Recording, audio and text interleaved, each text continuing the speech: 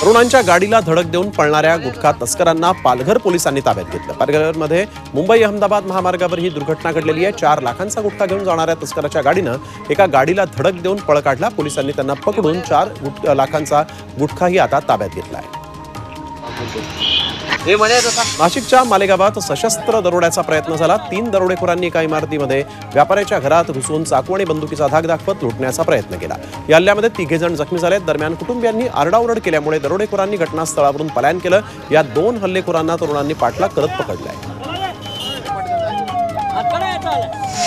नाशिकच्या सिन्नरमध्ये एका कंपनीच्या भट्टीचा स्फोट झालाय। माळेगाव औद्योगिक वसाहतीमधील हिंदुस्तान नॅशनल ग्लास कंपनीमध्ये हा भीषण स्फोट झाला। यामध्ये कोणतीही जीवितहानी झालेली नाहीये, मात्र कंपनीचं मोठं नुकसान झालंय। अग्निशमन दलानं ही आग आटोक्यात आणली आहे। कल्याणमध्ये इमारतीतील मेडिकल दुकानाला भीषण आग लागली। कल्याण स्टेशन परिसरातील साई विहार इमारतीत ही दुर्घटना घडली। अमृत नोनी आर्थो प्लस ये एक प्रूवन फॉर्मूला है। इसमें मौजूद नोनी फल के गुण और आयुर्वेदिक जड़ी बूटियां शरीर को जरूरी पोषक तत्व देने के साथ साथ हड्डियों और जोड़ों के घिसने, उनमें होने वाले सूजन और दर्द को रोकने में मदद करता है। दर्द मुक्त जीवन के लिए अमृत नोनी आर्थो प्लस। कल्याण डोंबिवली महापालिकेच्या अग्निशमन दलानं अर्ध्या तासात या आगीवर नियंत्रण मिळवलं। रायगडच्या ताम्हिणी घाटामध्ये एका खासगी बसचा अपघात झाला। यामध्ये 2 महिलांचा मृत्यू झालाय तर 55 प्रवासी जखमी झाले आहेत। बसमधील सर्व पर्यटक पुण्याचे रहिवासी आहेत। दुर्घटनाग्रस्त बस ही पुण्याहून हरिहरेश्वरला निघाली होती, मात्र ताम्हिणी घाटातील अवघड वळणांवर ही बस उलटली। पालघरमध्ये भीषण बस अपघात झालेला आहे आणि या बस अपघातात 2 चिमुकल्यांचा मृत्यू झाला। विक्रमगड मनोर मार्गावर शिर्डीला जाणाऱ्या बसला ट्रकची जोरदार धडक बसली आणि या धडकेमध्ये 2 मुलांचा मृत्यू झाला तर 10 ते 15 प्रवासी जखमी झाले।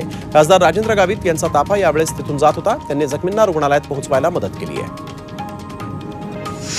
पिंपरी चिंचवडमध्ये दुचाकी चोराला अटक करण्यात आली। वीरेंद्र कुमार मिस्त्रीला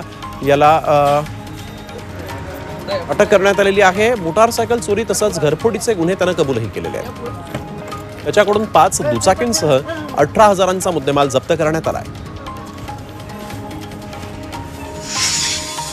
बदलापूरमध्ये दुरुस्तीसाठी तोडलेल्या रस्त्यावरील दुभाजकाला टँकर धडकला। चालकाचं नियंत्रण सुटल्यामुळे हा अपघात झाला। प्रशासनानं लवकरात लवकर दुरुस्ती करून दुभाजक बसवावा अशी मागणी आता नागरिक करतायत। प्रसिद्ध पखवाज वादक पंडित भवानी शंकर यांचं निधन झालं। संगीताचं बाळकडू कुटुंबातच मिळालेल्या त्यांनी पंखवाज वादनामध्ये ठसा उमटवला होता। पंडित हरिप्रसाद चौरसिया, पंडित शिवकुमार शर्मा, उस्ताद झाकीर यांच्यासह अनेक कलाकारांसोबत त्यांनी वादन केलं होतं। 2004 साली त्यांना संगीत नाटक अकादमी पुरस्कारानं गौरवण्यात आलं होतं।